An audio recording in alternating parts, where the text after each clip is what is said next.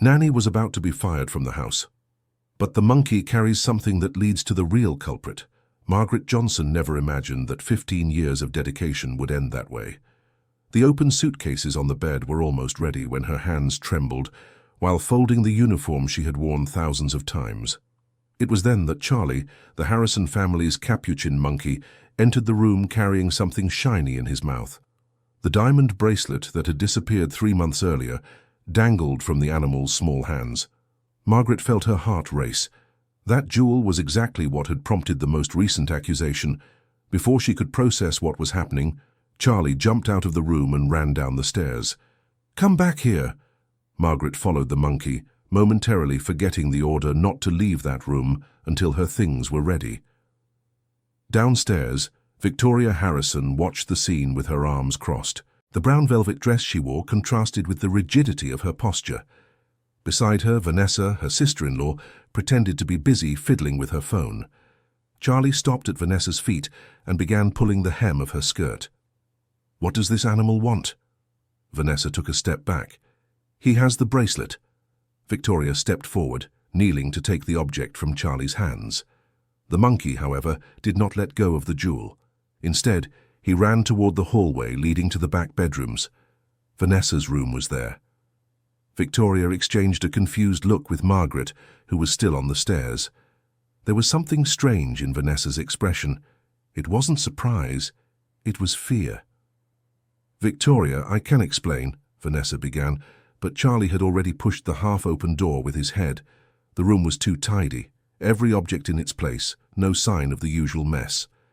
Victoria entered first, followed by Margaret, who kept a respectful distance. Charlie jumped onto the old dresser and began scratching the bottom of the top drawer. Victoria pulled the drawer.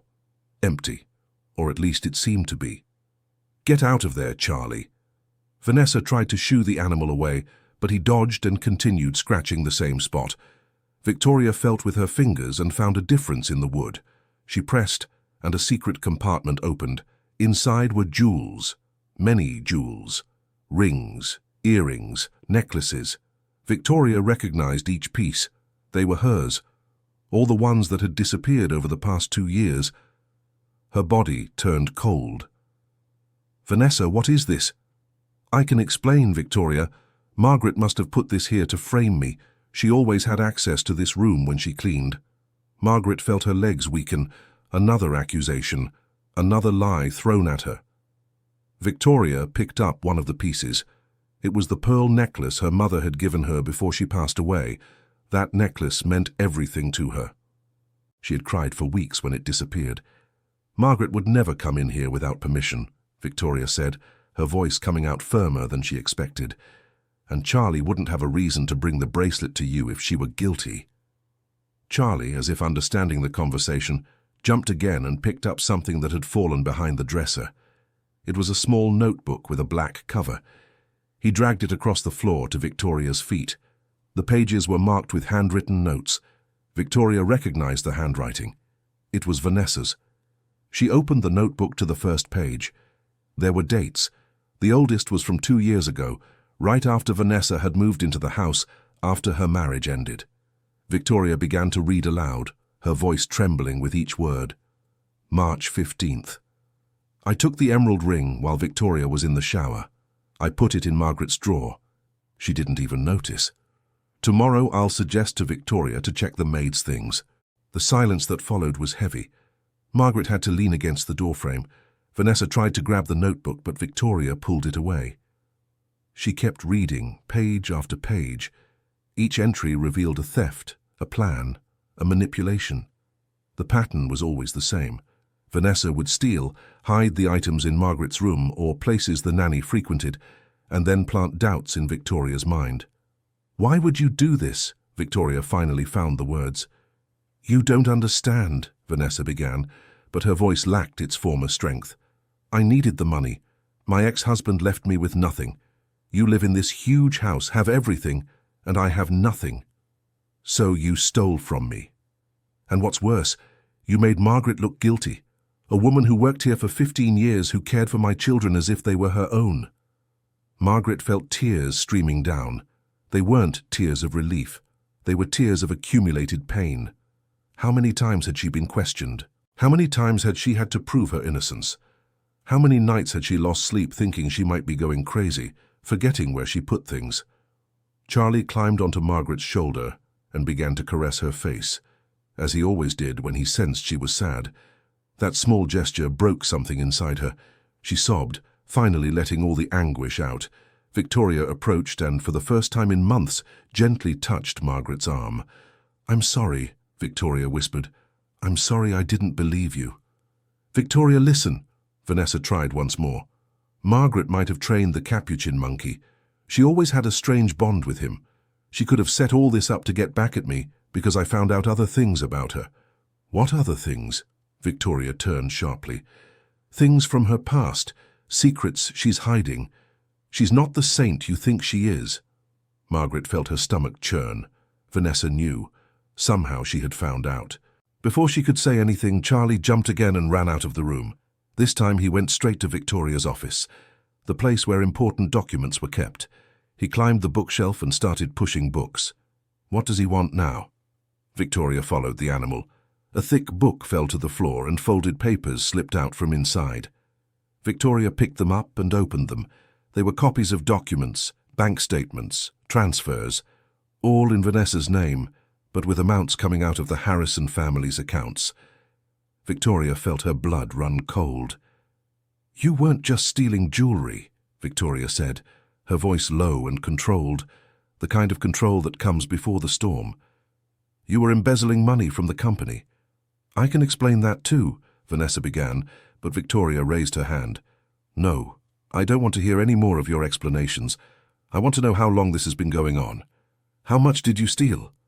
Margaret watched everything from the hallway. Part of her wanted to leave, to let that family solve their own problems, but another part, the part that had spent 15 years there, that had woken up in the middle of the night when Victoria's children were sick, that had comforted Victoria when her husband left, that part couldn't just turn her back.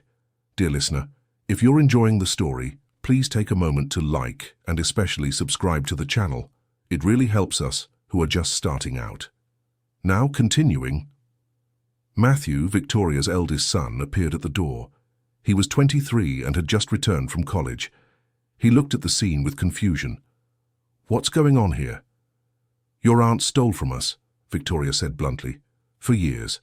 And she blamed Margaret." Matthew looked at Margaret, who still held Charlie in her lap. There was a special connection between them. He had been the first baby Margaret cared for when she arrived at that house. She remembered the first time he called her aunt, even though they weren't related by blood.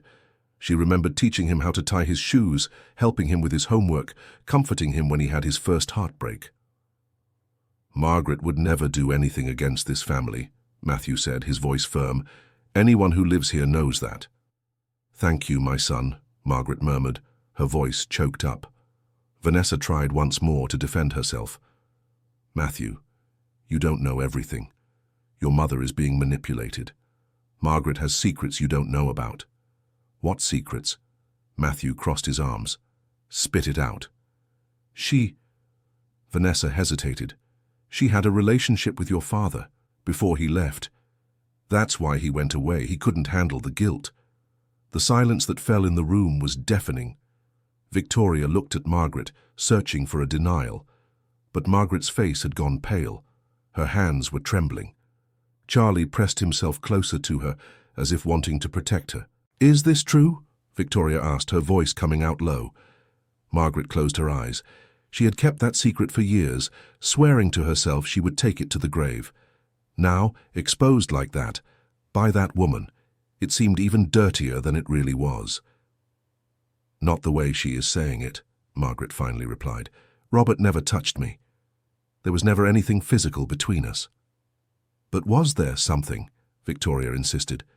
"There were conversations. Conversations that shouldn't have happened. He was confused, unhappy. I was going through a tough time too. We grew close in a way that wasn't appropriate, but when we realized what was happening, we stopped. He left because he knew he had crossed an emotional line he shouldn't have crossed, not out of guilt, out of respect for you and the children." Victoria had to sit down. Matthew looked from his mother to Margaret, trying to process the information. Vanessa had a faint smile on her lips, pleased to have caused such discord. "I should have told you," Margaret continued, tears flowing freely now. "I should have been honest with you from the start, but I was so afraid of losing you all. You are my family. The only family I have." "Don't you have your own family?" Vanessa asked, her voice dripping with poison. "Or did they abandon you too when they found out who you really are?" Charlie, who had been quiet until then, started making loud, agitated noises. He jumped from Margaret's lap and ran to the garden. This time everyone followed him. The capuchin monkey went straight to a specific spot near the cherry tree and started digging. Victoria knelt down and saw that the soil had been recently disturbed. She helped Charlie dig and found a metal box. Inside the box were more documents, but these were different. They were old papers, some already yellowed. Victoria started reading. They were letters written by Robert to Margaret. But the content wasn't romantic, it was gratitude. In each letter, Robert thanked Margaret for saving Victoria. "What does this mean?" Victoria looked at Margaret. "It means you never knew the whole truth about that day," Margaret said, her voice sounding tired. "The day you almost lost everything." Victoria strained her memory. There was a day, years ago, a hazy day in her mind, a day when she woke up in the hospital without understanding how she got there. Robert was by her side, saying she had had a breakdown. The doctors talked about stress, about overload. She accepted that explanation because it seemed to make sense. "You didn't have a common breakdown," Margaret began to explain. "You had ingested something that shouldn't have been in your food. Robert found out in time and called me in a panic. I rushed over, helped him take you to the hospital, stayed with the children. The doctors said if we had been half an hour later, it would have been too late." "What are you saying?" Victoria felt the world spinning. "I'm saying that someone tried to harm you, and Robert spent years trying to find out who it was. These letters were from him asking me to keep an eye out, to protect you and the children. He left not because of guilt, or because we had gotten too close. He left because he found out who had tried to harm you and didn't know how to deal with it." All eyes turned to Vanessa. She took a step back, shaking her head. "No, that's absurd. I didn't even live here at that time." "But you visited," Matthew said, his memory also triggered. "You visited often. I remember you bringing food, cakes, sweets." "That proves nothing," Vanessa raised her voice. Charlie ran again, this time into the house, to Vanessa's room again. When everyone arrived, he was on the bed, scratching the mattress. Victoria, now driven by a determination born from anger and the need for answers, tore the mattress lining. Inside were more hidden things, papers, receipts, and a small empty bottle, but with a label still visible. It was a controlled medication, the kind that shouldn't be mixed with other drugs. "Victoria was taking anxiety medication at that time," Margaret said, connecting the dots. "If someone put this in her food along with the medicine she was already taking, it could cause a severe reaction," Matthew completed, anger growing in his voice. "Why? Why would you do this to my mother?" Vanessa was cornered. There was no more denying it. There were no more lies she could tell. She sat on the bed, defeated. "Because I was always jealous," she finally admitted. "Jealous of everything Victoria had. The perfect husband, the wonderful children, the big house, the money. While I struggled to keep my marriage going, to pay the bills, Victoria had everything handed to her. I thought if something happened to her, Robert would need someone. I would be there. I would be the natural choice. You tried to harm me to take my husband." Victoria had to hold onto the doorframe to keep from falling. "I didn't think it would be so serious," Vanessa continued. "I thought you would get sick, that you would need care, that Robert would see you weren't as strong as you seemed. But when he found out, when he confronted me, I had to deny it. He had no proof, only suspicions. That's why he left. He couldn't look at me anymore or stay in the same house where it had happened. Matthew had to leave the room. He couldn't look at his aunt anymore. The woman he had welcomed into his home, who had shared meals with his family, had tried to harm his mother." Margaret approached Victoria and held her hand. For the first time in months, Victoria squeezed back. "Why did you come back?" Victoria asked. "Why, after all that, did you come back to my house?" "Because my marriage ended.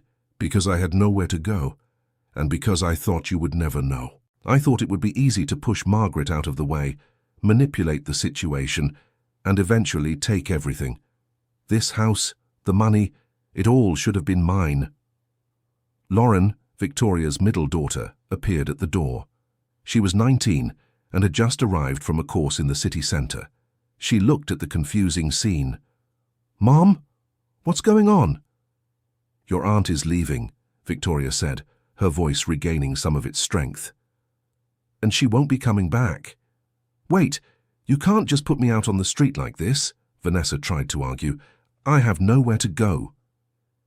"You should have thought of that before," Victoria replied.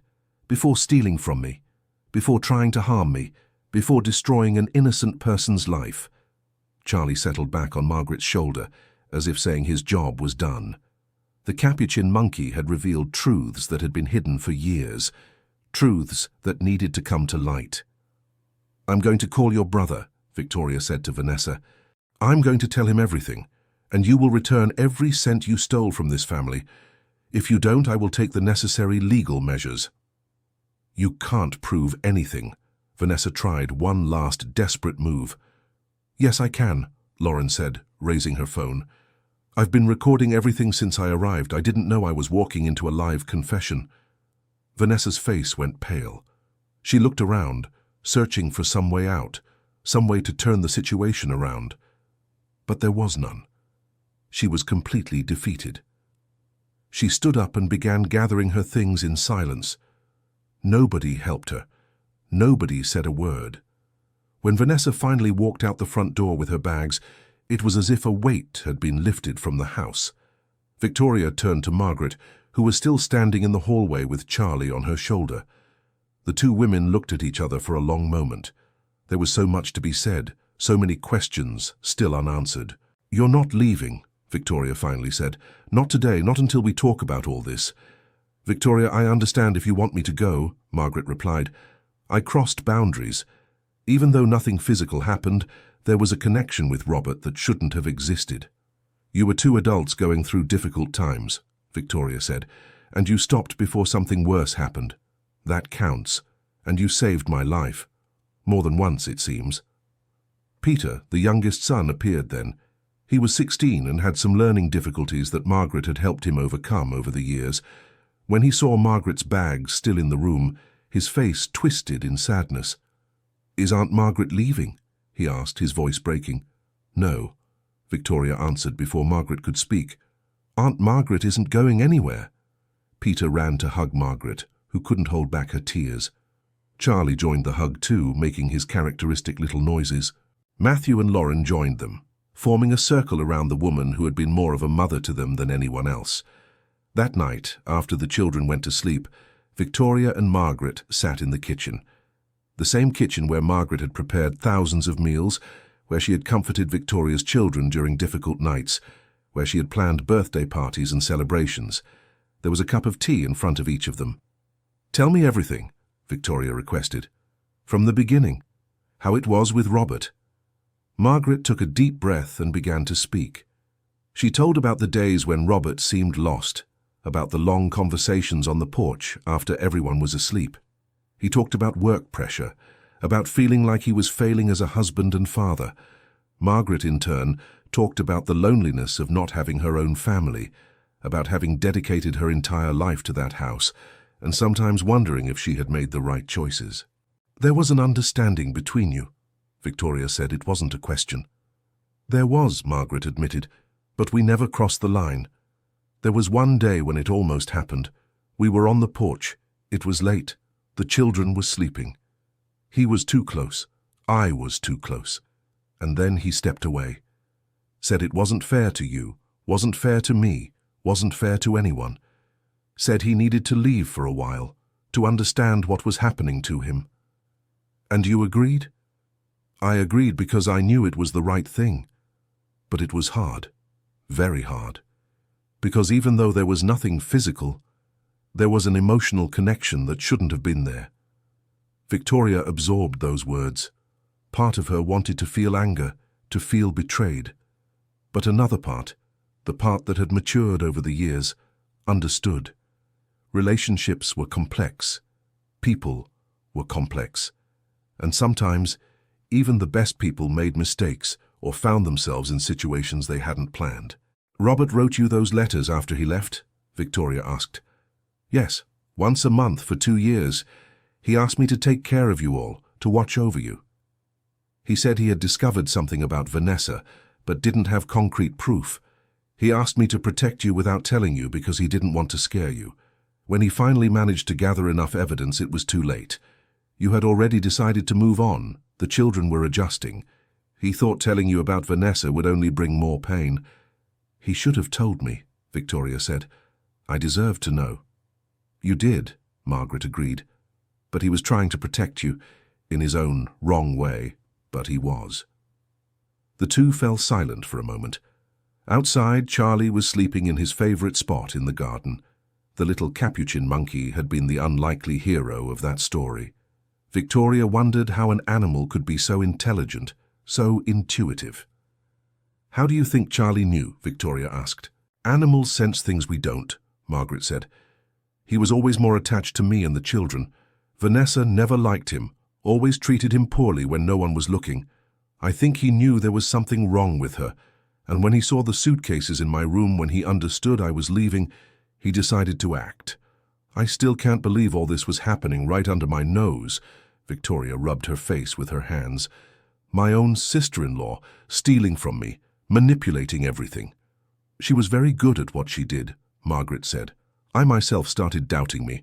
I thought I was becoming forgetful, that I was losing things. There were nights I cried thinking I was developing some memory problem." "I'm sorry," Victoria said, her voice breaking. "I'm sorry for not believing you, for letting her plant these doubts in me." "You were manipulated." Margaret reached out and touched Victoria's hand, just like Robert was, just like everyone was. Vanessa knew exactly how to play with people's emotions. The clock showed almost midnight when they finally stood up. Victoria hugged Margaret, a long, tight hug, a hug that apologized, that thanked, that acknowledged. When they separated, both had tears in their eyes. "Tomorrow we'll gather all the documentation," Victoria said. "I'll call my lawyer.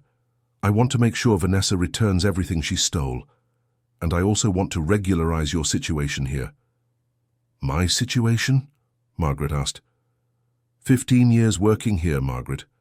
15 years caring for my family, as if it were your own. It's more than time for me to recognize this officially.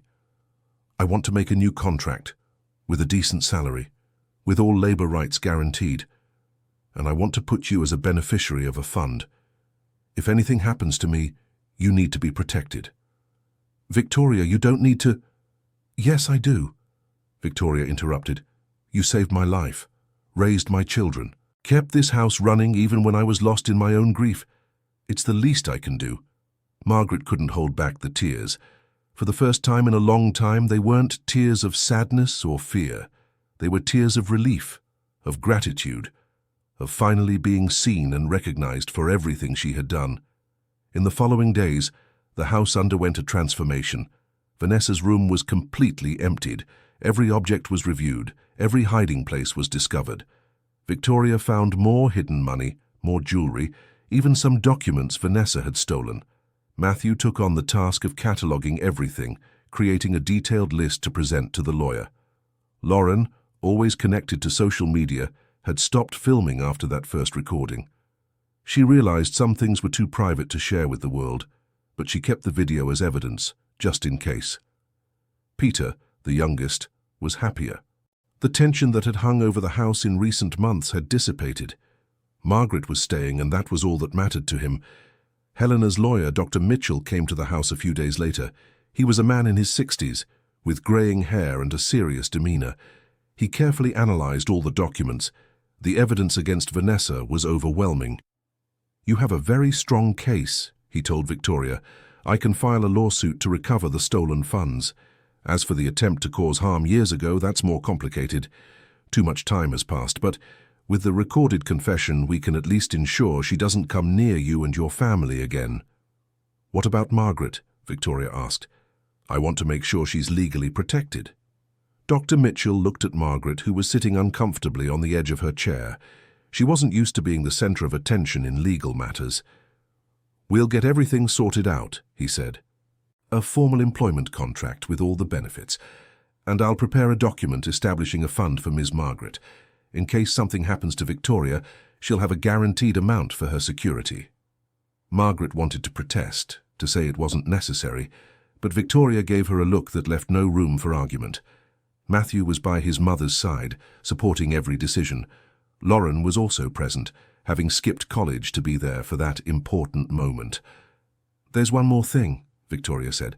"I want to include Margaret in the will, not as an employee, but as a member of the family. If something happens to me, she should have the right to continue living in this house for as long as she wants." "Mom, that's—" Matthew began, but it wasn't an objection. It was admiration. "It's the right thing," Victoria concluded. "It's what I should have done years ago." Dr. Mitchell took note of everything. He promised to have the documents ready in a week. When he left, Victoria turned to Margaret and smiled. It was a genuine smile, the first in a long time. Margaret smiled back, feeling as if a huge weight had been lifted from her shoulders. Charlie, who had been quiet throughout the meeting, chose that moment to appear. He jumped into Margaret's lap and began nuzzling her face. Everyone laughed. The little capuchin monkey had perfect timing. "I think he deserves a special treat," Lauren said. "Without him, we never would have discovered the truth." "I'll buy his favorite fruits," Peter offered. "And maybe a new toy." "He's earned that and more," Victoria agreed. That afternoon, as the sun began to set, the family gathered on the porch. It was something they hadn't done in a long time. Matthew made sandwiches, Lauren made juice, Peter arranged the chairs. Margaret sat between Victoria and her children, no longer as an employee, but as part of that family. Charlie was in the middle of everyone, eating his favorite fruits and clearly pleased with himself. "Remember when Charlie first came here?" Peter asked. "He was so small." "I remember," Victoria said.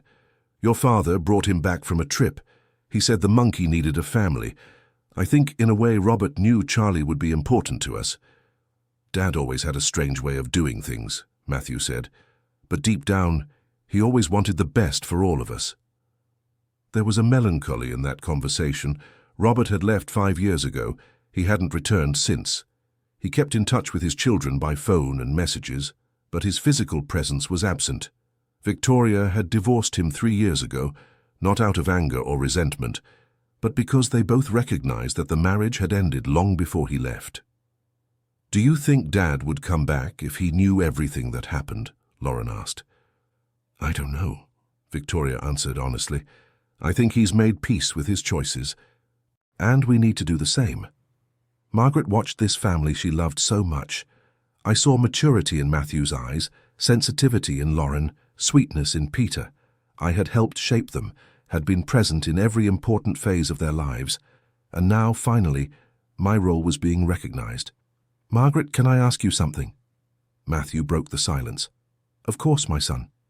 Did you never want to have your own family? Your own children?" It was a question Margaret had asked herself many times over the years. She took a deep breath before answering. "When I was younger, yes, I dreamed of marrying, having children, but life doesn't always follow our plans. I had some relationships, but none worked out. And then I arrived here in this house. I met you when you were babies, and I realized that maybe my purpose was different. Maybe I wasn't meant to have my own children because I was destined to take care of you." "We were lucky," Lauren said, "to have you." "I was the lucky one," Margaret replied. "You gave me a family when I had none." Dear listener, if you're enjoying the story, please take a moment to like and especially subscribe to the channel. It really helps us who are just starting out. Now continuing. The days went by and the household routine normalized. The lawyer had managed to track down most of the money Vanessa had embezzled. Cornered and with no options, she agreed to return everything in installments. Her brother, completely shocked by the revelations, promised to ensure the payments were made. The relationship between him and Victoria, which had always been cordial, became strained.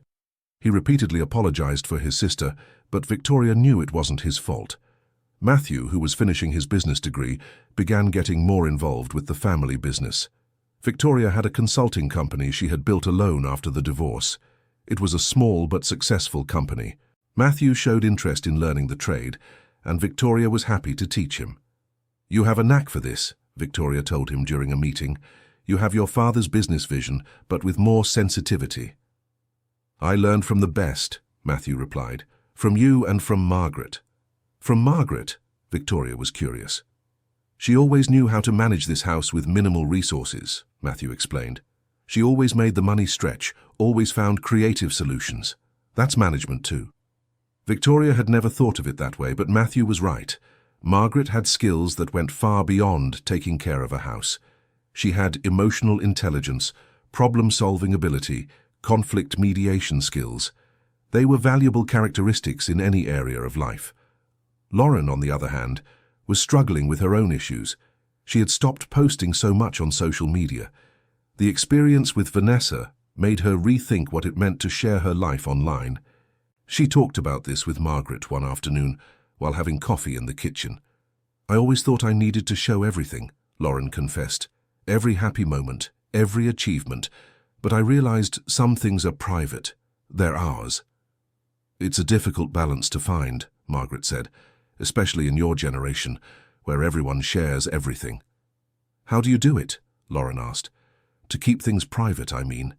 You've lived so much in this house, seen so much, and never told anyone." "Because they're not my stories to tell," Margaret answered. "They're your family's stories, and when you're part of a family, even if not by blood, you protect those stories." Lauren absorbed those words. There was a wisdom in Margaret that went beyond her years. It was the kind of wisdom that came from experience, from having lived and observed, from having learned from mistakes and successes. Peter was having his own revelations. He had started therapy, something Margaret had gently suggested to Victoria a few months earlier. His learning difficulties weren't just about processing information. There were emotional issues too, issues related to his father's absence, the pressure of being the youngest, feeling like he needed to prove something. The therapist said, "I need to stop comparing myself to my siblings," Peter told Margaret. She said, "Everyone has their own path." "She's right," Margaret replied. "Matthew is brilliant with numbers. Lauren is creative and expressive, and you, my dear, have a huge heart. You're kind, observant, sensitive. These qualities are as important as any others." "You think so?" "I'm sure." It was in these small conversations, these everyday moments, that Margaret felt she was making the most difference. Not in grand actions or dramatic events, but in quiet moments of connection and understanding. One day, a few months after the incident with Vanessa, Victoria received an unexpected call. It was from Robert. His brother had told him everything that happened. Robert wanted to come visit, to talk with everyone. Victoria felt tense about the idea, but the children insisted. They wanted to see their father. They wanted to hear his side of the story. "And you?" Victoria asked Margaret. "How do you feel about him coming here?" "Nervous," Margaret admitted. "But I think it's necessary. There are many things that need to be said, many things left unresolved." Robert arrived on a Saturday afternoon. He was thinner, with some grey hairs he didn't have before. He was still handsome, still had that smile that had won Victoria over so many years ago. The children greeted him with tight hugs. Victoria kept a polite distance, and Margaret stayed in the kitchen, not quite knowing how to act. "Margaret," Robert appeared at the door. "Can we talk?" She nodded yes, and they went out to the porch. Charlie, who was nearby, followed them. Robert looked at the monkey and smiled. "He's grown." "He has," Margaret agreed. "And he saved this family, believe it or not." "I heard the story," Robert said. "My ex-brother-in-law told me everything. I still can't believe Vanessa went that far." "You suspected her, didn't you?" Margaret asked. "That's why you wrote me those letters." "I suspected, but I had no concrete evidence. And the more I investigated, the more I realized my presence here was doing more harm than good. Not just because of Vanessa, but because of us." "There was no us," Margaret said, her voice firm. "I know, but there could have been, and that possibility scared me. I loved Victoria. I still do, in a way. But back then, I was lost, and you were like a light in the darkness. It was easy to talk to you, easy to be vulnerable. And that was dangerous. That's why you left. That's why I left. Not because there was something wrong between us, but because there could have been. And I couldn't do that to Victoria, to the children, to you. Everyone deserved better. Margaret looked out at the garden, at the trees she had watched grow over the years. She thought about all the seasons she had witnessed in that house, about all the changes and transformations. You made the right choice, she finally said. It wasn't easy for anyone, but it was the right choice. Is Victoria happy now? Robert asked. She's finding her way. She's strong, stronger than maybe even she knows. The children are growing up well, and she's finally recognizing the value of the people around her, including you, including me. They stayed silent for a moment. Charlie was on Margaret's shoulder, watching Robert with curiosity. The monkey didn't know him very well, but seemed to sense there was no threat there. Can I ask you a question? Robert broke the silence. You may. Have you ever regretted it? Staying here all these years, dedicating your life to this family? Margaret thought carefully before answering. It was a question that deserved an honest response. There were moments when I wondered if I had made the right choices, moments of loneliness, of doubt, but regret, no. This family gave me purpose. It gave me love. It gave me a reason to wake up every day. I can't regret that. Robert nodded, understanding. They went back inside the house together. Victoria was in the living room with the children, all talking and laughing. It was a scene that had been missing from that house for a long time. When they saw Robert and Margaret come in together, the atmosphere grew a bit tense. Victoria stood up. We need to talk, she said. All of us. No secrets, no lies. It's time to put everything on the table. And so they did. They sat in the living room, all together. Robert began, telling his version of events. He spoke about the suspicions regarding Vanessa, about how he tried to investigate discreetly, about how he realized he was getting too close to Margaret and decided to leave. He spoke about the guilt he felt for leaving the family, about the nights when he questioned his decision. Victoria spoke about the anger she felt, about the sense of abandonment, about how she had to rebuild herself from scratch. She spoke about the days when she could barely get out of bed, about how Margaret and the children were her strength. She spoke about learning to be independent, about discovering her own voice. Margaret spoke about the fears she had, about the nights when she cried alone in her room, about the guilt of having those conversations with Robert. She spoke about how she almost left several times, but couldn't bring herself to abandon the children. She spoke about loving that family more than anything else in her life. Matthew spoke about missing his father, but also about understanding that sometimes adults make choices that children can't comprehend. Lauren spoke about how she used social media as an escape from reality, about how she was finally learning to deal with her feelings in a healthier way. Peter spoke about his insecurities, about how he felt pressured to be perfect. It was a long, difficult, emotional conversation. There were tears. There were uncomfortable silences. There were moments of tension. But in the end, there was also understanding. There was acceptance. There was forgiveness. We can't change the past, Victoria finally said, but we can decide how to move forward. And how do we want to move forward? Matthew asked. With honesty, Victoria replied, with communication, with respect for what each person is feeling. And with Margaret as an official part of this family, Robert added, not as an employee, but as the woman who dedicated her life to you.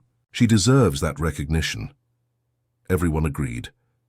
Margaret, who had spent so much time feeling invisible, was finally being seen. She was being recognized not just for the work she did, but for the person she was. That night, after Robert left promising to visit more often, after the children went to sleep, Victoria and Margaret sat again in the kitchen. It had become their ritual. Those late-night conversations in the kitchen. It was where the best conversations happened, where the deepest truths were shared. Thank you, Victoria said. For what? Margaret asked. For staying, for not giving up on this family even when it would have been easier to leave, for loving my children as if they were your own, for saving me more times than you probably remember. You don't need to thank me for loving, Margaret replied. Love isn't something you choose. It's something that just happens. Still, thank you. They sat in comfortable silence, sipping their tea. Outside, Charlie was sleeping in his special little house. The small capuchin monkey that had changed everything, that had revealed hidden truths, that had been the bridge to that family's redemption. The following months brought more changes. Victoria began involving Margaret in important household decisions, not in a condescending way, but genuinely interested in her opinion.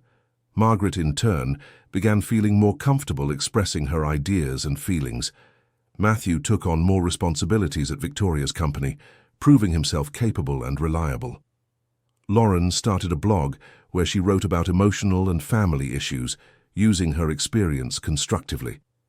Peter significantly improved at school, gaining confidence in himself. And Charlie, well, Charlie continued being Charlie, the clever capuchin monkey who somehow understood more about that family than many humans. There was something special about him, something that went beyond training or instinct. It was as if he could sense the emotions of the people around him and act accordingly. One day, Margaret was in the garden, watering the plants, when she found something buried near the cherry tree. It was a small box, different from the one Charlie had found before. She opened it carefully and found letters from herself written years ago but never sent. They were letters to a sister she had lost contact with decades ago. Margaret didn't remember burying those letters, but there they were, preserved, waiting. She took the letters inside and read them.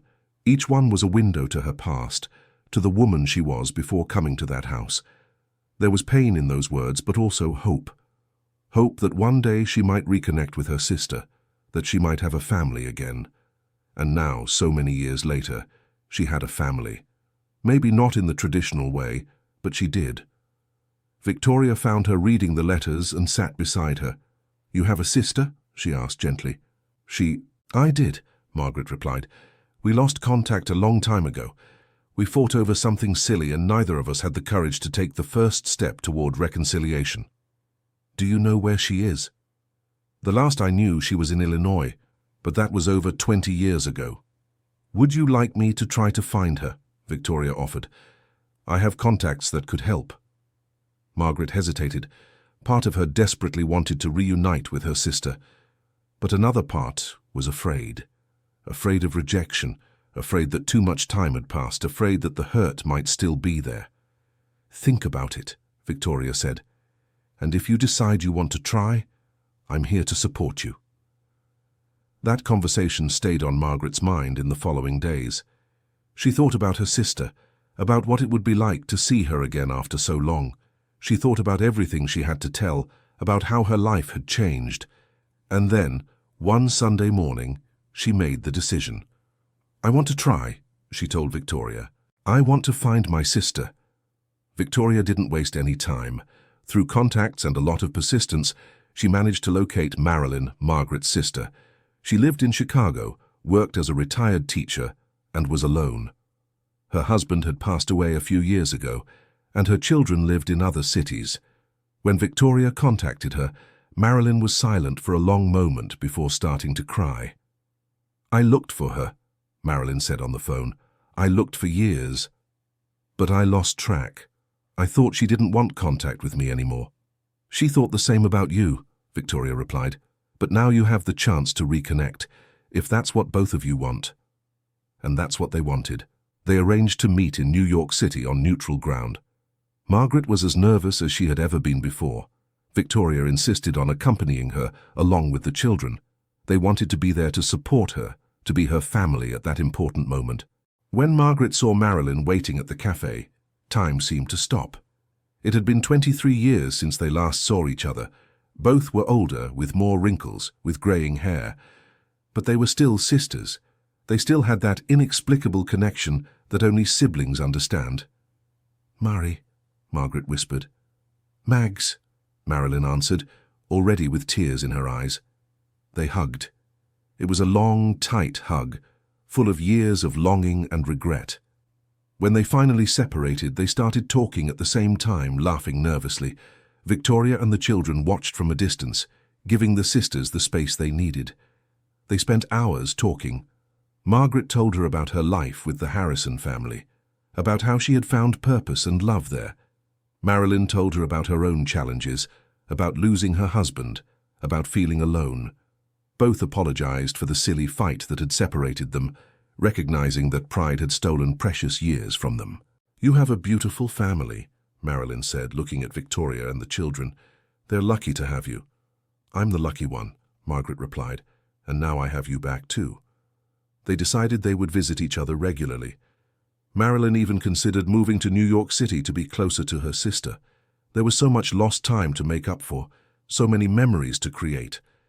And for the first time in decades, Margaret felt she had a complete family. She had Victoria and the children, and now she had Marilyn too.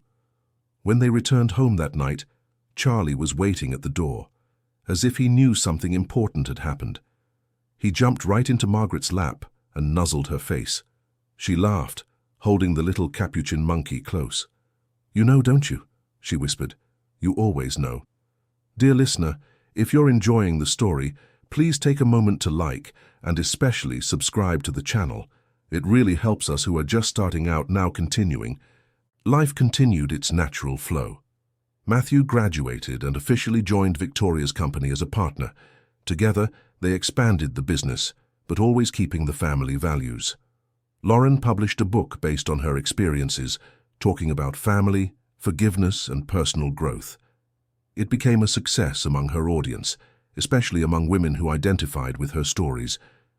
Peter was accepted into a veterinary college, following his passion for animals, inspired in part by Charlie.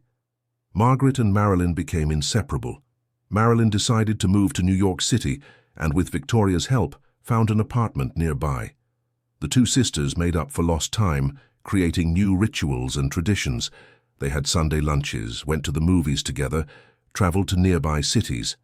It was as if they had become young again, but with the wisdom that comes with age. Robert became a regular visitor. He never moved back into the house, but maintained a constant presence in his children's lives. His relationship with Victoria evolved into a respectful friendship. Both recognized that they were better apart, but still cared for each other, and his relationship with Margaret normalized too. There was no more tension or discomfort, just mutual recognition of the role each had played in the family's life. But not everything was rosy. Life is complex, and even happy families face challenges. Lauren started having problems in her relationship. She had gotten involved with a guy in college, and things weren't going well. He was jealous, controlling, and began isolating her from her friends and family. Margaret was the first to notice the changes in Lauren's behavior. The girl who had always been so open and communicative was closing off, pulling away. "Lauren, can we talk?" Margaret found her one day. "Of course, Aunt Mags," Lauren replied, but there was something forced about her smile. "Is everything okay with you?" "Yes, why do you ask?" "Because I've known you since you were born, and I know when something's wrong." Lauren tried to keep up the facade, but looking into Margaret's eyes, she broke down. She told her about the boyfriend, about how he made her feel guilty for spending time with her family, about how he criticized everything she did. She talked about being afraid to end the relationship because he threatened to harm himself. "That's not love, my dear," Margaret said, holding Lauren's hands. "That's manipulation, and you deserve so much more than that." "But what if he does something?" Lauren cried. "What if it's my fault?" "It wouldn't be your fault," Margaret was firm. "If he's threatening to harm himself, that's about him, not about you, and there are people who can help him. But you can't sacrifice yourself out of fear." Victoria was called into the conversation, and together she and Margaret helped Lauren understand that she was in a toxic relationship.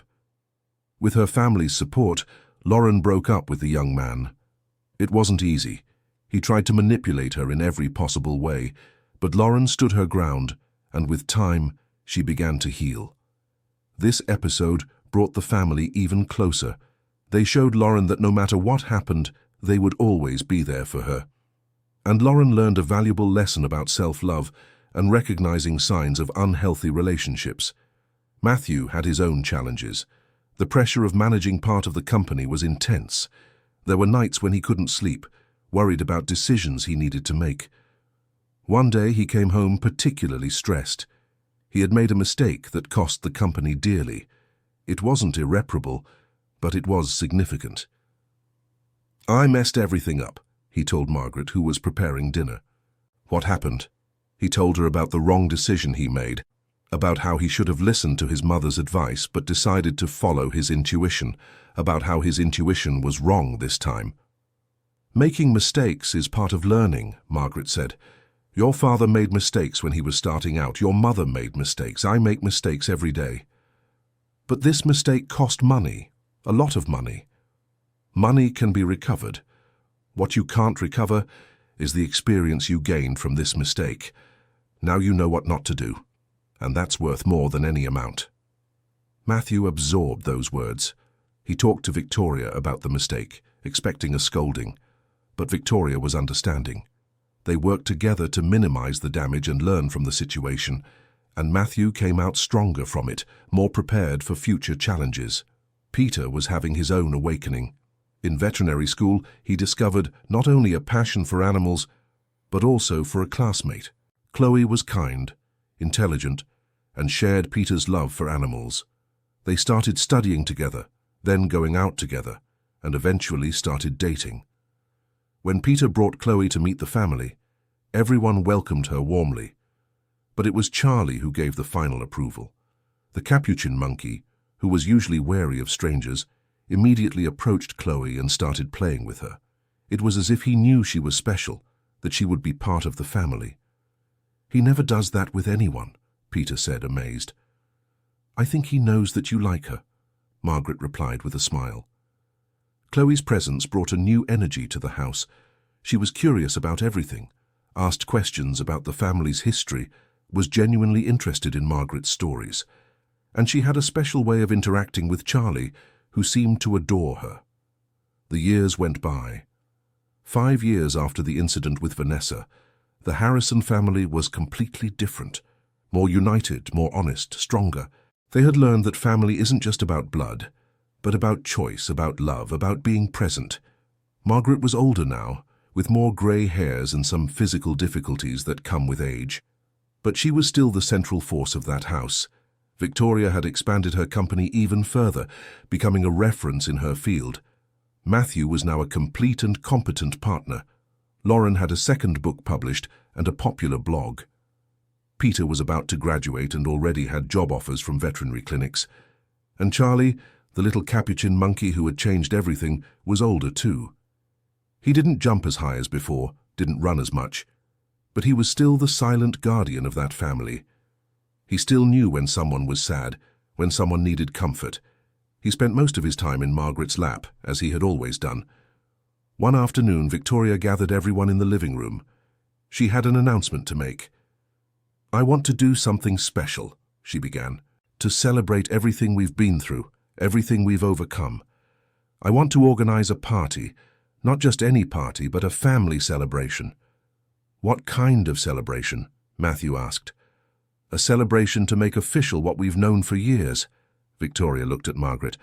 "I want to hold a ceremony where we legally adopt Margaret as a member of this family, not as an employee, not as a friend, but as family." Margaret was speechless. Tears began to flow before she could even fully process what Victoria had said. The children stood up and hugged her. Marilyn, who was present, also cried. "You don't have to do this," Margaret finally managed to say. "Yes, we do," Victoria replied. "Because it's the right thing, because you've been family for years. It's time to make it official." The ceremony was scheduled for 2 months later. It would be an intimate celebration, just for family and closest friends. Victoria worked with lawyers to prepare all the necessary documents. Technically, it was an adult adoption, something that would allow Margaret to have all the rights of a family member, including inheritance. The preparations were exciting. Lauren took charge of organizing the party, using all her creativity. Matthew handled the legal aspects along with his mother. Peter and Chloe were responsible for decorations. Marilyn helped with the food, wanting to contribute in some way to her sister's special moment. Robert would also be present. He and Victoria agreed it was important for everyone to be there, celebrating not just Margaret's adoption, but everything that family had built together. He even contributed financially to the party, wanting to somehow make up for the years of absence. On the day of the ceremony, Margaret woke up early. She hadn't slept well, but not from nervousness. It was from anticipation, from emotion. She looked at herself in the mirror and saw the woman she had become. She was no longer the insecure young woman who had arrived at that house 2 decades ago. She was a strong, loved, recognized woman. Victoria knocked on the door. "May I come in?" "Of course." Victoria entered carrying a box. Inside was a dress. It was navy blue, elegant but not overstated. Exactly the kind of thing Margaret would wear. "For you," Victoria said. "For today." "Victoria, you didn't have to." "I know I didn't have to, but I wanted to. Today is your day, Margaret. Your day to finally be officially recognized as part of this family." Margaret put on the dress with Victoria's help. When she looked in the mirror again, she barely recognized herself. She looked like a mother getting ready for a special occasion, and that's exactly what she was, a mother being officially recognized by her children. The ceremony would be in the house's garden, under the cherry tree, the same place where so many revelations had happened, where Charlie had found hidden evidence, where secrets had been revealed. Now it would be the place of a new memory, a happy memory. The guests began to arrive. There were some of Victoria's colleagues from work, Peter's teachers, Lauren's editor, Matthew's friends, but most were people who had been important in Margaret's life over the years. The former neighbor who had become her friend, Charlie's veterinarian, who had always been kind to her, some other household professionals who respected Margaret. When everyone was gathered, the lawyer began to speak. He explained the meaning of that ceremony, the rights and responsibilities that came with it. But the most important words would come from Victoria and her children. Victoria spoke first, her voice strong but emotional. "Margaret came into this house 20 years ago. I thought I was hiring a nanny, but what I gained was so much more than that. I gained a friend, a confidant, a sister. She took care of my children when I couldn't. She held this family together when everything seemed to be falling apart. She saved me more times than I could count. Today, I can finally give her the recognition she always deserved. Welcome officially to the Harrison family, Margaret." Matthew spoke next, remembering the countless times Margaret had been there for him, of the nights she comforted him when he had nightmares, the days she helped him with homework, the moments she was simply present offering her silent wisdom. Lauren shared how Margaret had been her inspiration to write, how Margaret's stories and life had shaped her own writing. She spoke about how Margaret taught her the true meaning of strength and resilience. Peter, the youngest, had tears streaming freely as he spoke. He told how Margaret never made him feel less capable because of his learning difficulties, how she always believed in him, even when he didn't believe in himself, how she was his mother in every way that mattered. Even Robert spoke.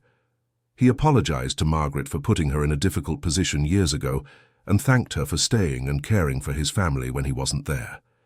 He acknowledged that she had done a better job than he ever could have. Marilyn also wanted to speak. She thanked Victoria for seeking out her sister, for giving them the opportunity to reconnect.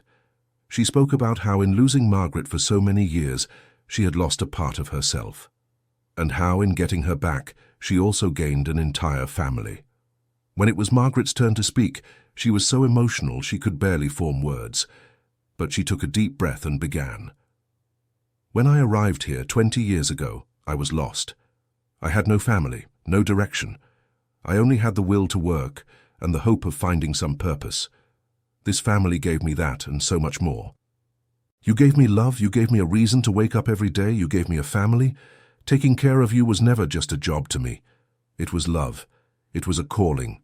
Matthew, Lauren, Peter, you're not just the children I cared for. You are my children, from the bottom of my heart. Victoria, you're not just my boss, you are my sister, my friend, my family. Thank you for seeing me, for recognizing me, for giving me this priceless gift. I promise to keep honoring this family, as I always have." There wasn't a dry eye in the garden. The lawyer presented the documents, everyone signed, and officially Margaret Johnson Harrison became a legal part of that family. There was applause, hugs, tears of joy. Charlie, who was in Margaret's lap during the ceremony, started making his happy little noises, as if he understood the importance of that moment. The party that followed was joyful. There was food, music, laughter. Stories were shared, memories were recalled. Chloe, Peter's girlfriend, commented that she had never seen such a close and loving family. And she was right. That family had been through so much, had overcome so many obstacles, and had come out stronger on the other side. In the evening, when all the guests had left, the family sat again on the porch. It was their favorite place for important conversations. Victoria looked around at her children, at Margaret, at Marilyn, who now also was part of that circle. "You know what I realized," she said. "Family isn't perfect. We made mistakes, hurt each other, kept secrets. But in the end, what matters is the choice. The choice to stay, to fight, to forgive, to love. And everyone here made that choice repeatedly." "It's true," Matthew agreed. "We could have fallen apart so many times, with Dad leaving, with Vanessa manipulating us, with all the problems we had, but we didn't fall apart. Because we had Margaret," Lauren said. "She was the glue that held us together." "It wasn't just me," Margaret protested. "It was all of us. It was the love we have for each other." Peter was quiet, just watching. Charlie was in his lap now, and he was gently petting the capuchin monkey. "You know what I find most amazing," he finally said. "It's how Charlie knew. From the beginning, he knew who was important to this family, who was real and who wasn't. He knew about Vanessa. He knew about Margaret. He knew about all of us." "Animals have an intuition that we've lost," Marilyn said. "They sense things in a way we no longer can." "Maybe that's why Dad brought him home," Matthew reflected. "Maybe it wasn't a coincidence. Maybe he knew we needed a guardian, someone who could see through the lies and manipulations. It was an interesting theory, and maybe there was some truth to it. Robert always had a peculiar way of doing things, of leaving hidden messages. Bringing Charlie home could have been one of those messages, a way to make sure his family would be protected, even in his absence." The months following the ceremony were peaceful.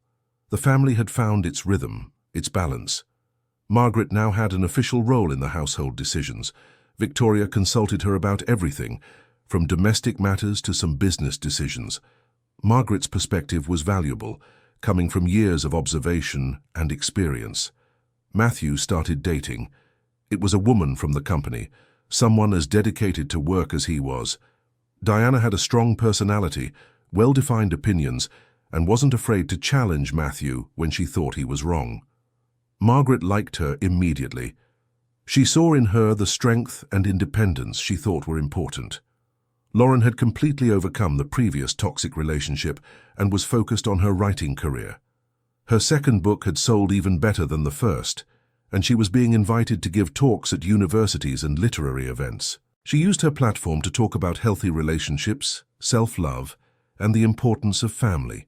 Peter and Chloe were getting more serious. He was about to graduate, and she already worked at a veterinary clinic. There were talks about moving in together, about building a life together. Charlie seemed to approve spending a lot of time with Chloe whenever she visited. And Charlie was getting older. Capuchin monkeys can live up to 30 years, and Charlie was approaching his 20s. He wasn't old yet, but he definitely wasn't young anymore. He spent more time resting, less time jumping and running. But he was still vigilant, still watching everything, still seeming to understand more than should be possible for an animal. One night, Margaret woke up to Charlie making strange noises outside her room. It was unusual. He usually slept quietly through the night. She got up and found the monkey agitated, trying to pull her into the hallway. Something was wrong. She followed Charlie to Victoria's room. The door was slightly open, and inside Victoria was sitting on the floor, pale, with her hand on her chest. Margaret ran to her. "Victoria, what happened?" "My chest," Victoria managed to say. "It hurts." Margaret didn't waste any time. She grabbed her phone and called emergency services, then woke up Matthew. While they waited for the ambulance, Margaret held Victoria's hand, speaking calmly to her, keeping her conscious. Charlie was beside them, quiet but present, as if offering his own kind of comfort. The ambulance arrived quickly. Victoria was taken to the hospital, with Margaret and the children following close behind. At the hospital, they discovered that Victoria had suffered a heart problem. It wasn't a full-blown attack, but it was serious enough to require immediate medical attention. If Charlie hadn't woken Margaret when he did, if she hadn't arrived in time, things could have been much worse. "He saved my life," Victoria said later when she was stable and in the recovery room. "That monkey saved my life." "It's not the first time," Margaret replied, thinking of all the times Charlie had helped that family in one way or another. Victoria had to stay in the hospital for a few days. During that time, Margaret hardly left her side. She slept in the uncomfortable hospital chair, made sure Victoria was eating, and spoke with the doctors about the treatment. It was what she did best, taking care of others. And now more than ever, Victoria needed that care. The doctors said Victoria would need to make lifestyle changes. Less stress, more exercise, better nutrition. She would also need to take medication regularly. When she returned home, Margaret took charge of these changes.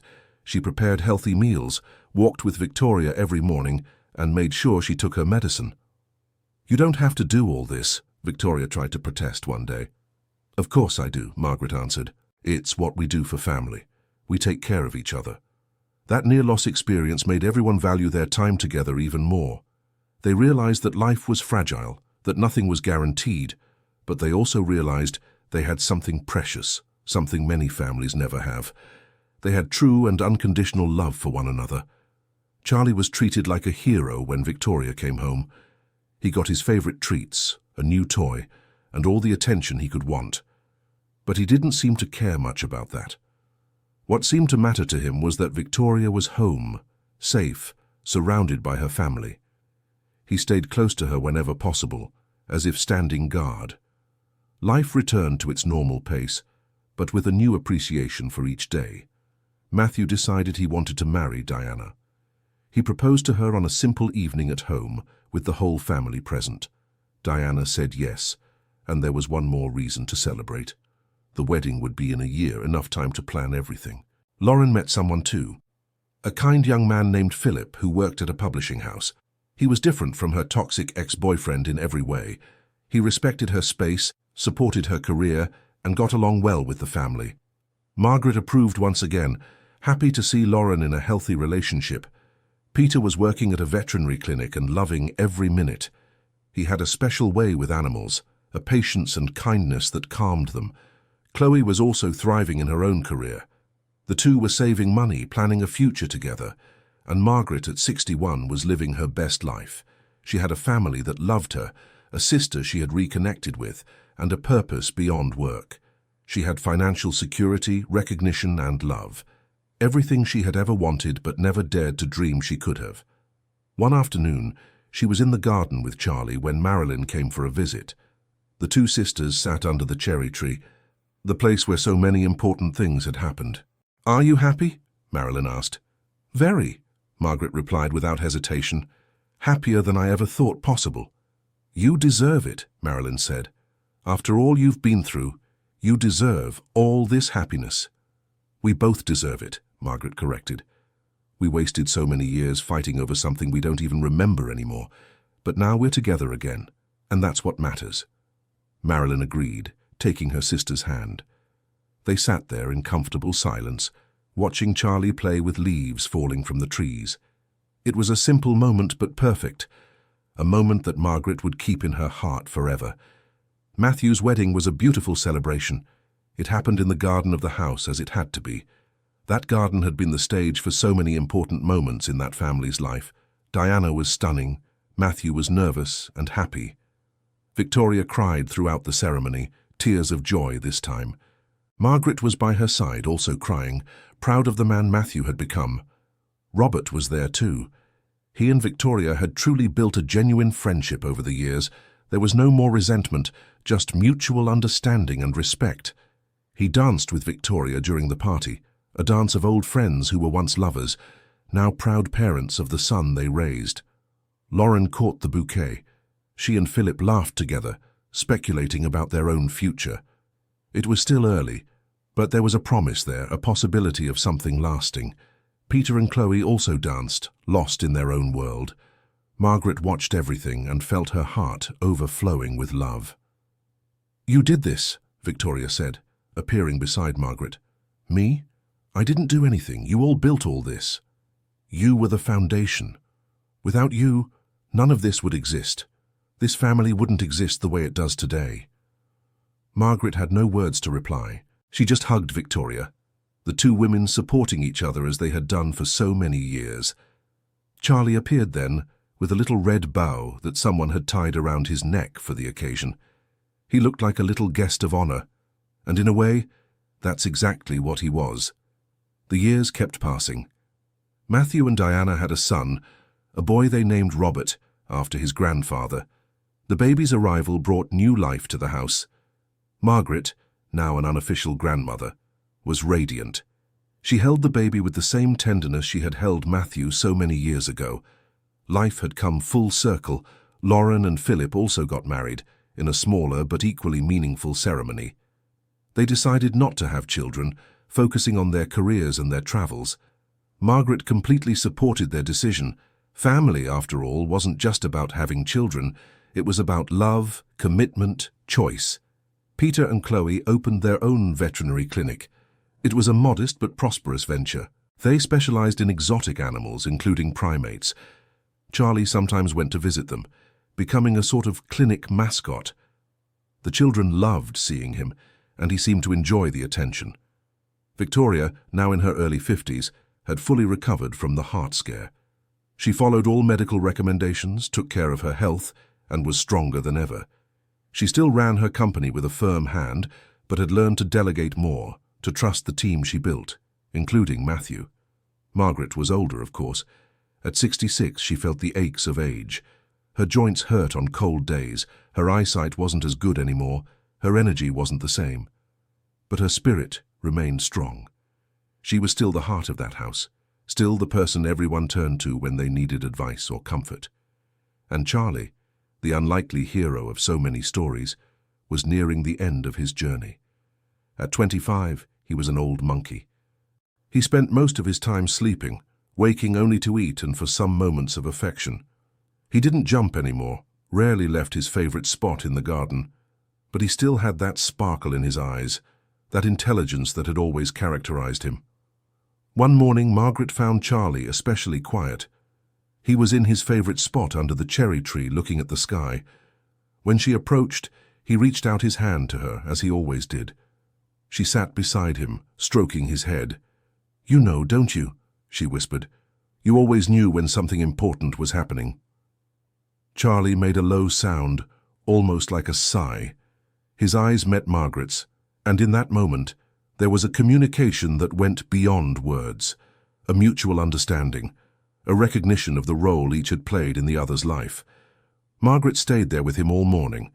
Victoria came to join them, then the children. Everyone sat in the garden, around the small capuchin monkey who had been so important in their lives. They told stories about him, about all the times he had surprised them, all the times he had shown his intelligence and love. When the sun was setting, Charlie closed his eyes for the last time. It was peaceful, surrounded by all who loved him.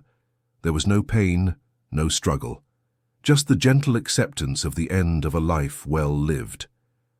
Margaret held him until the end, tears streaming silently. Victoria held Margaret. The children held each other. It was a moment of sadness, but also of gratitude for all the years they had had together. They buried Charlie in the garden under the cherry tree, the place where he had made so many of his important discoveries, where he had revealed so many secrets. They placed a small stone marking the spot with a simple inscription, "Charlie, guardian and friend. You saved this family in so many ways, never forgotten, always loved." The house seemed quieter in the days that followed. Everyone missed the little capuchin monkey, but gradually they realized that although Charlie had physically departed, his impact remained.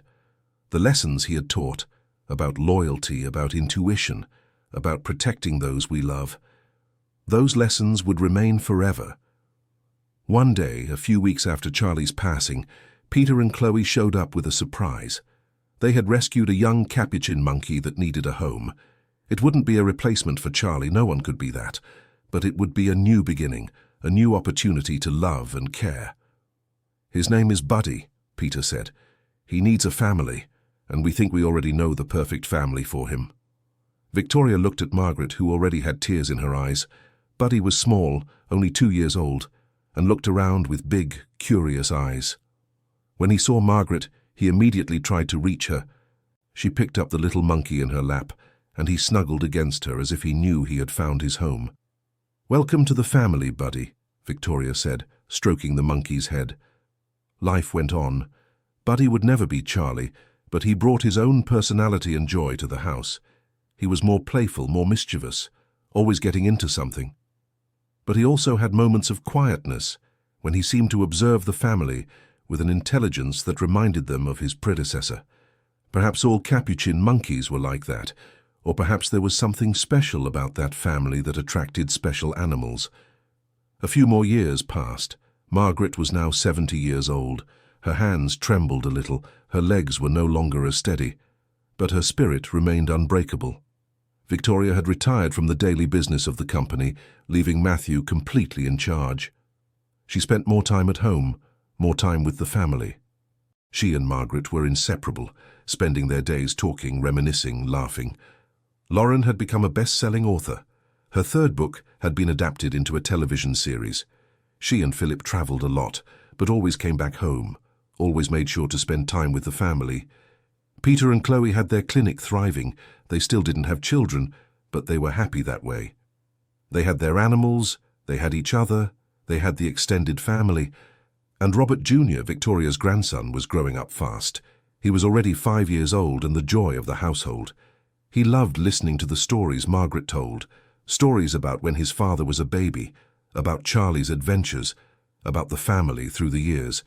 Buddy was his constant companion, and the two had a special connection. Marilyn, now 73 years old, was still a constant presence. She and Margaret still had their weekly lunches, still talked about everything and nothing. The reconciliation between the sisters remained one of the most significant moments in Margaret's life. She had recovered something she thought was lost forever. One afternoon, the whole family was gathered in the garden. It was Margaret's birthday, her 70th. It wasn't a big party, just the family and a few close friends, but it was perfect. Victoria made a speech, reminding everyone of the day, years ago, when Margaret almost left. When Charlie had revealed the truth everyone needed to see. "If it weren't for that day," Victoria said, her voice emotional, "I don't know where we would be now. Probably destroyed, separated. But instead, we are here. Together, strong, united. And all because a remarkable woman dedicated her life to us, because a little Capuchin monkey refused to let injustice prevail, and because in the end, love won." Everyone applauded. Margaret was crying, but they were tears of pure joy. She looked around at all those faces she loved. Matthew with Diana and Robert Jr., Lauren with Philip, Peter with Chloe, Victoria, Marilyn, all there because of her, all there for love. "Thank you," she said, her voice breaking. "Thank you for giving me a family, for giving me a home, for giving me love. You have been my greatest blessing." "You have been ours," Matthew replied, speaking for everyone. The party continued late into the night. There was music, dancing, laughter. Buddy participated enthusiastically, being cute and stealing the show. Robert Jr. played in the garden, running and laughing. It was a scene of pure happiness, of a family that had overcome so much and emerged stronger. When everyone had left or gone to sleep, Margaret stayed alone in the garden for a moment. She was near the cherry tree where Charlie was buried. She sat on the grass, something her joints complained about, but she ignored. "Thank you, my friend," she whispered. "Thank you for saving everything. For saving us." A gentle breeze passed, rustling the leaves of the tree. For a moment, Margaret could swear she felt a familiar presence, a comfort she knew well. Maybe it was just the wind, or maybe it was something more. Either way, it brought peace to her heart. Victoria appeared then, sitting next to Margaret. "Are you okay?" she asked. "I'm perfect," Margaret replied. "Absolutely perfect." They sat there in silence, two women who had built a family together, who had faced challenges, overcome betrayals, forgiven mistakes, who had chosen love when it would have been easier to choose anger, who had chosen unity when it would have been easier to separate. "You know what amazes me the most?" Victoria finally said. "It's how it all happened, how Charlie knew exactly what to do that day, how he found the bracelet, how he led us to the evidence. It was as if he understood exactly what was at stake." "Maybe he did," Margaret said. "Animals know things we don't. They sense things we don't. Maybe he just knew our family needed to be saved, and he saved it. He saved all of us." Margaret agreed. She looked at the stars beginning to appear in the sky. She thought about all the roads she had traveled, all the choices she had made, all the experiences she had lived. If she could go back and do everything differently, she wouldn't change a thing. Every hardship, every challenge, every moment of pain had led to this. It had led her to this family, to this love, to this life. "Let's go inside," Victoria said eventually. "It's getting cold." But before they got up, Buddy appeared. The young capuchin monkey jumped into Margaret's lap, making its characteristic little noises. Then, surprisingly, he looked toward the stone marking Charlie's resting place. He stayed quiet for a moment, as if paying his respects. Then he turned his attention back to Margaret, gently touching her face.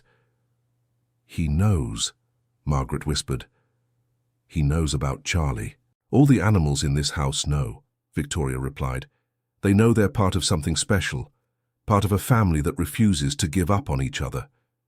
Finally, they went inside, Buddy still in Margaret's arms. Inside there was warmth, there was light, there was love. Everything Margaret had ever wanted, everything she finally had. She was part of a family, not by blood, but by choice, by love, by dedication, by being present in every important moment, in every ordinary day, in every challenge faced. This was her family, this was her home, this was her life, and there was nothing in the world she would trade for it. The journey had been long, it had been difficult at many times, but it had been worth every second. Because in the end, love always wins. The truth always prevails. And families that choose to stay together, that choose to support each other, are unbreakable. And it had all started with a little monkey who refused to let an injustice happen, who took a bracelet and showed the way to the truth, who saved not just one person, but an entire family. Charlie may have passed on, but his legacy remained. In the love that family had for each other, in the strength they showed daily, in the constant choice to choose love over anger, forgiveness over resentment, unity over separation. End of story. And you, what did you think of this story? Tell us in the comments where you're watching from, and if you've ever experienced a situation where an animal was important to your family. Do you believe animals can truly sense the energies around them? We'd love to know your opinion. If this story touched your heart, don't forget to leave your like, and especially subscribe to the channel so you don't miss other moving stories like this one. Thank you so much for your company.